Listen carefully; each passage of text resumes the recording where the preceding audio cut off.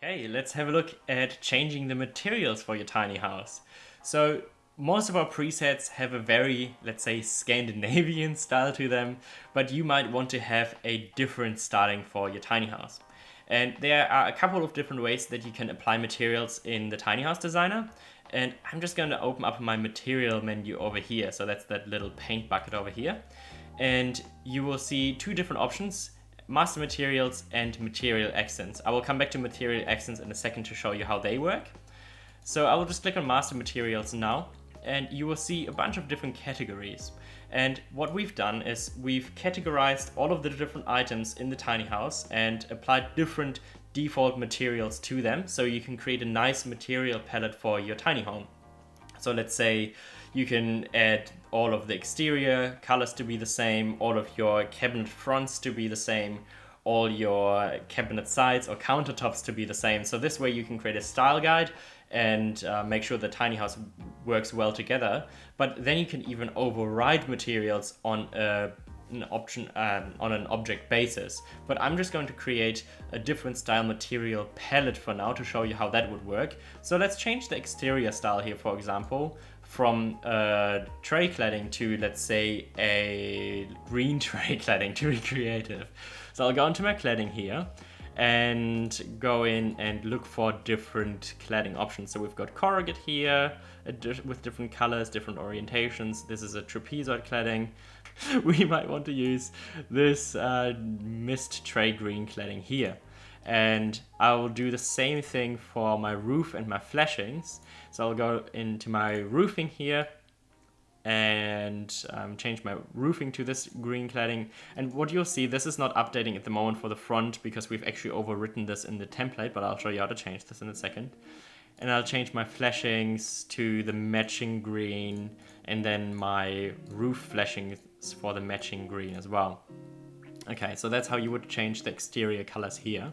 But what I said before, you can also create overrides for materials. So by default, this would also have, this front wall would have the same color as the rest of the cladding, but it's because we have overwritten it, it now has a different color. So we can't actually select this wall at the moment. It's because we have deselected that in the selection layer. So I'll enable that again and click on the wall now, and you will see this material button here for that specific item or this wall pop up.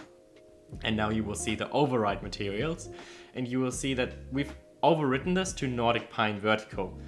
But I'm going to reset this to just show you how that looks like, and now we can get the green tray cladding again that we have for my walls.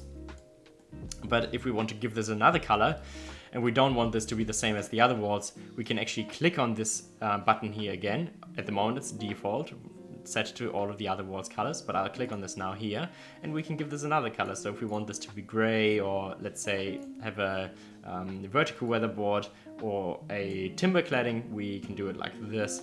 I'm going to be creative and turn this into shingles, for example, and I'll do the same thing on the other side. So I'll click on this one here, click on my material button, and then go down here and change this to shingles as well. So that's actually quite a nice modern look. Okay, perfect. So let's have a look at changing the joinery colors as well. And I'll just go back into my master materials, look into my joinery, and change the frame colors to, let's say, a black. So maybe we might want to change it to the green here as well, to match our cladding here. So that's actually quite nice. We'll leave it like that. Well, of course, that's completely personal preference if you like this or not. And I'm going to go back and start changing the interior colors as well. Just as a quick reminder, if you want to have different roof colors, you can of course click on the different roofs and change the cladding, or if you want to have different colors for different, let's say, windows, you can do the same thing. So if we want this to be a timber joinery color, we can do this by just going down here and adding timber joinery to this window here and to this window only here specifically, so it works better with the shingles rather than with the green color on the sides here. Alright, so I'm going to disable my walls here one more time and go a bit crazy on the interior. So I'm going to change my flooring to, let's say, that was a bit fast, I'll just go back to show you what I did there.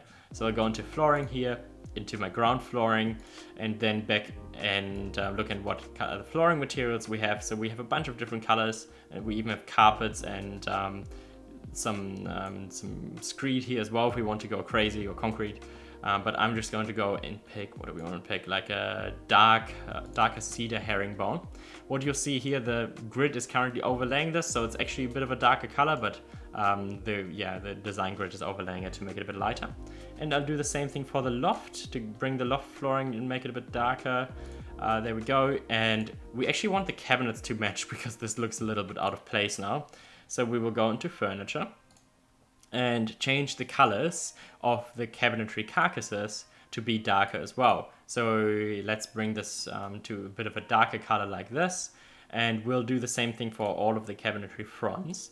And then we will make the furniture main and furniture accents to mesh as well. So these are for all other furniture objects that are not cabinets here.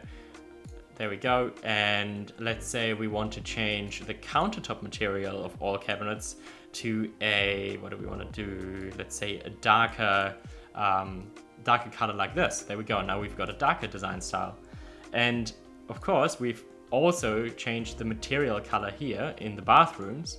And if we wanted to have a completely different style in the bathroom, we would click on each cabinet here and give it a different style. And let's say we want the cabinetry carcass to be black and the cabinetry fronts to be black as well. And then my sink here should be white. Oh, let's make it black as well. There we go. And then we can do the same thing with the rest of the styles here. Of course, I'll just quickly rush through this. I think you get the idea by now.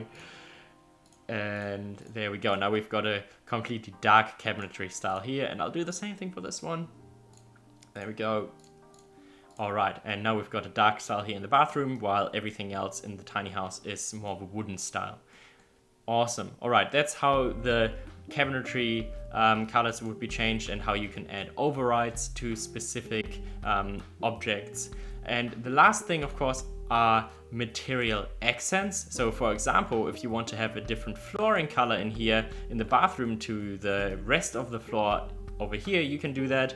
Or let's say if you want to add a different material on this facade here, so you can break the facade up into multiple pieces, we can do that as well. So we would do that by clicking on the materials and then choosing material accents, and then I would go and choose my material accent over here, and this will just give you a white preset here because we haven't applied any materials yet. And just like with the doors and windows, we can change the width. So let's say we'll make this 2 meters wide, and we'll make this a bit taller. So let's say, what do we want? Maybe 3.5 meters. Move this down to the bottom. And now we've got a material accent. And now we can go and apply the color to it. But I think you get the idea by now. Just as a quick tip, you can also disable material accents in the selection layer. So in case you want to select something else and you keep selecting the material accents, you can do that here as well.